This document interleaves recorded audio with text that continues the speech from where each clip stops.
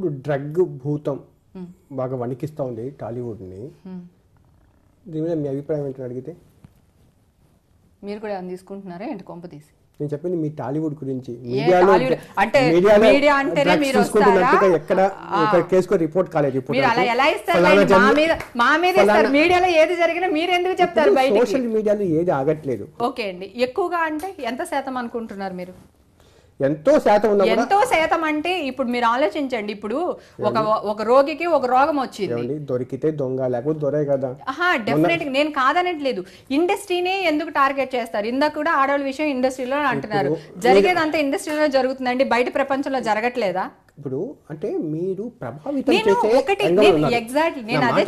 ప్రభావితం చేసే రంగంలో ఉన్నారు. మిమ్మల్ని చూసి మిమ్మల్ని రోల్ మోడల్ గా అనుకొని చాలా మంది ఫాలో అవుతూ ఉంటారు. కదలికల మీద, మీ ఆలోచనల మీద చాలా మంది చూపు ఉంటది. కాబట్టి మేము అందరూ చూస్తున్నారు కాబట్టి అందరికంటే చాలా మంది కంటే కూడా మీరు చాలా నిబద్ధతతో ఉండాలి. 100% ఉండాలి.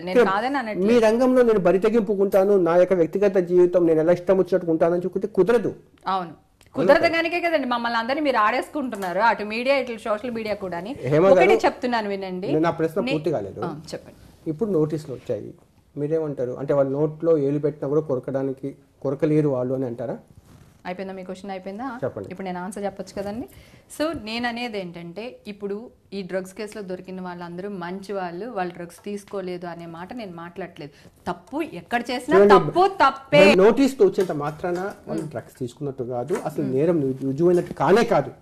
జస్ట్ ఒక అనుమానంతో మాత్రం నోటీసులు వచ్చాయి. అయితే నోటీసులు పంపించి టీవీ ఛానల్స్ లో రావండి. మీకు అర్థమవుతుందా? మీరు నోటీస్ తీసుకున్నంత మాత్రాన మీరు ఛానల్లో వీళ్ళని పలాని వాళ్ళు వేసేస్తున్నారని మీరు వెయ్యరు. ఆ రూల్ మీకు ఉండదు. అంటే జస్ట్ ఒక నోటీస్ ఇచ్చారంటే సమాచార సేకరణ కోసమైనా కూడా వాళ్ళు నోటీస్ ఇచ్చి ఉంటారు. డ్రగ్స్ కి సంబంధం ఉండకపోవచ్చు కూడా. కానీ హైదరాబాద్ లో డ్రగ్స్ సంబంధించిన మూలాలు బయట పడినప్పుడల్లా టాలీవుడ్ సంబంధించిన కొంతమంది ముఖ్యుల యొక్క పేర్లు ఎందుకు బయటకు వస్తున్నాయి అంటారు?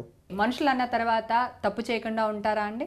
ఏదో ఒక తప్పు చేస్తారు. ఈ తప్పు చేసినప్పుడు తప్పుని సరిదిద్దుకోవడం తప్పు లేదు అంటున్నాను నేను అనేది. ఇప్పుడు జగన్ గారు తీసుకుంటున్నారు, ఇంకొకరు తీసుకుంటున్నారా నాకు తెలియదు.